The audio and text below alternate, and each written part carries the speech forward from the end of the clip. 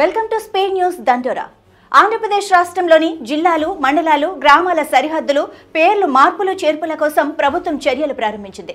దీనికి సంబంధించి అధ్యయనం కోసం మంత్రివర్గ ఉపసంఘాన్ని ఏర్పాటు చేసింది. స్థానిక ప్రజలు, ప్రజాప్రతినిధుల విజ్ఞప్తి మేరకు కేబినెట్ సబ్ కమిటీని ఏర్పాటు చేస్తూ ఉత్తర్వులు జారీ చేసింది. 7 మంత్రులతో ఉపసంఘాన్ని నియమించింది. పరిపాలనా సౌలభ్యం కోసం తీసుకోవాల్సిన చర్యలపై సూచనలు చేయాలని ఉత్తర్వుల్లో ప్రభుత్వం తెలిపింది.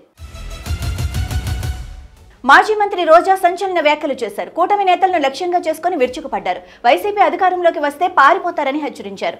ఒక్కరు కూడా ప్రజల దగ్గరికి వెళ్లి ఏం కష్టమో అడగరని అన్నారు. ముఖ్యమంత్రి చంద్రబాబు, మంత్రి Lokesh, deputy CM Pawan Kalyan weekend నాయకులని సంబోధించారు. ప్రజలకు రేషన్ ఇచ్చే వాహనాలకు డబ్బులు లేవు, కానీ వీళ్లు మాత్రం హెలికాప్టర్ విమానాలలో తిరుగుతున్నారని విమర్శించారు. ఢిల్లీ ప్రభుత్వం కీలక నిర్ణయం తీసుకుంది. 10వ తరగతి బోర్డు పరీక్షలో మంచి మార్కులు సాధించిన ప్రభుత్వ పాఠశాలల 1200 మంది విద్యార్థులకు ల్యాప్టాప్లను అందించాలని నిర్ణయించింది. ఒలింపిక్స్, ఏషియాడ్, కామన్వెల్త్ క్రీడల వంటి అంతర్జాతీయ ఈవెంట్లలో పతకాలు గెలుచుకున్న క్రీడాకారులు, అథ్లెట్లకు బహుమతి డబ్బును పెంచాలని ఢిల్లీ ప్రభుత్వం నిర్ణయించింది. అదేవిధంగా ఇతర క్రీడలలో పతకాలు సాధించిన వారికి A, B, C కేటగిరీ ఉద్యోగాలు కూడా ఇవ్వాలని నిర్ణయించారు. రష్యాతో వాణిజ్య సంబంధాలు కొనసాగిస్తుండటంపై భారత్తో పాటు చైనా, బ్రెజిల్ దేశాలకు అమెరికా మరోసారి హెచ్చరిక జారీ చేసింది. అమెరికా అధ్యక్షుడు ట్రంప్కు అత్యంత సన్నిహితుడు లిండ్సే గ్రాహం తాజాగా మాట్లాడుతూ భారత్, చైనా, బ్రెజిల్ ఆర్థిక వ్యవస్థలను నాశనం చేస్తామని చెప్పారు. రష్యాతో చమురు లావాదేవీలు కొనసాగిస్తే ఆయా దేశాలపై అధిక శాతం టారిఫ్లు విధిస్తామని చెప్పారు.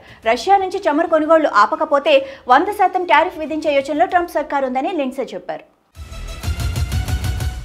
ఒంటిమిట్ట రామాలయంలో పూర్తిస్థాయి అన్నప్రసాద వితరణకు 4.35 కోట్లు కేటాయిస్తున్నట్లు టీటీడీ చైర్మన్ బీఆర్ నాయుడు తెలిపారు. ఆగస్టు నుంచి అక్కడ 3 పూటల భక్తులకు అన్నప్రసాద వితరణ చేస్తామన్నారు. ఇందిరమ్మ ఇళ్ల నిర్మాణానికి సంబంధించి ప్రభుత్వ లక్ష్యాల మేరకు అర్హులైన ప్రతి పేదవాడికి ఇందిరమ్మ ఇళ్లు మంజూరు చేసే విధంగా చర్యలు తీసుకోవాలని రాష్ట్ర రెవెన్యూ, హౌసింగ్, సమాచార, పౌర సంబంధాల శాఖ మంత్రి పొంగులేటి శ్రీనివాసరెడ్డి జిల్లా కలెక్టర్లకు ఆదేశించారు. ఇందిరమ్మ ఇళ్ల నిర్మాణం త్వరగా పూర్తి చేయాలని, ఇళ్ల నిర్మాణంలో ఇసుక కొరత లేకుండా కలెక్టర్లు తగు చర్యలు తీసుకోవాలని, ఇసుక రవాణాలో లబ్ధిదారుడికి ఉచితంగా అందజేయాలని, ఇసుక రవాణా విషయంలో లబ్ధిదారుడికి ఎలాంటి భారం కలగకుండా చూడాలని కలెక్టర్లను మంత్రి ఆదేశించారు. 10 ఏళ్ల బీఆర్ఎస్ పాలనలో తెలంగాణ అపూర్వ ప్రగతి సాధించిందని బీఆర్ఎస్ నేత హరీష్ రావు తెలిపారు. 2013 నుంచి 2024 వరకు రాష్ట్ర తలసరి ఆదాయం 84.3% పెరిగిందని అన్నారు. తెలంగాణ సాధించిన విజయాన్ని పార్లమెంటులో ఆర్థిక శాఖ మంత్రి కూడా నిర్ధారించారని స్పష్టం చేశారు. తలసరి ఆదాయంలో తెలంగాణ దేశంలోని ప్రధాన రాష్ట్రాలలో 3వ స్థానంలో నిలిచిందని ఆర్థిక మంత్రి తెలిపారని హరీష్ రావు అన్నారు. ఇది ప్రజల జీవన ప్రమాణాలు, వినియోగ శక్తి పెరుగుదలకు స్పష్టమైన సూచికగా నిలుస్తుందని తెలిపారు. ప్రపంచంలోనే అత్యంత సురక్షితమైన దేశాల జాబితాలో మనకంటే దాయాది పాకిస్తాన్ మెరుగైన స్థానంలో నిలిచింది. నంబియో సేఫ్టీ ఇండెక్స్ ప్రకారం ప్రపంచంలో సురక్షిత దేశాల జాబితాలో భారత్ 66వ స్థానంలో ఉండగా పాక్ 65వ స్థానంలో నిలిచింది. నంబియో భద్రతా సూచిక 147 దేశాలతో తాజాగా జాబితాను విడుదల చేసింది. ఈ జాబితాలో ఫ్రాన్స్, స్పెయిన్ మధ్య పైరినిస్ పర్వతాల్లో ఉన్న చిన్న యూరోపియన్ దేశమైన ఆండోరా తొలి స్థానంలో నిలవగా ఆ తర్వాతి స్థానాల్లో UAE, ఖతర్, తైవాన్, ఒమన్ దేశాలు మొదటి 5 స్థానాల్లో నిలిచాయి. మరో 24 గంటల్లో ఉత్తర బంగాళాఖాతంలో అల్పపీడనం ఏర్పడే అవకాశం ఉందని వాతావరణ శాఖ తెలిపింది.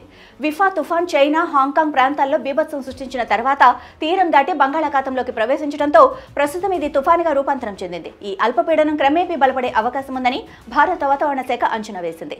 రాబోయే 3 రోజుల పాటు ఆంధ్రప్రదేశ్లో విస్తారంగా వర్షాలు కురిసే ఛాన్స్ ఉందని, కొన్ని చోట్ల భారీ వర్షాలు పడే అవకాశం ఉందని IMD తెలిపింది.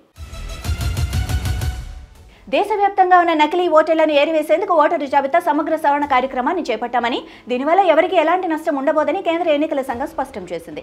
ఈ మేరకు సుప్రీంకోర్టులో ఎన్నికల సంఘం కౌంటర్ దాఖలు చేసింది. బీజేపీ, దాని మిత్రపక్షాలకు లబ్ధి చేకూరే విధంగా బీహార్ ఓటర్ల జాబితాలో మార్పులు చేర్పులు చేశామన్న ప్రతిపక్షాల ఆరోపణలను ఈసీ మరోమారు తోసిపుచ్చింది.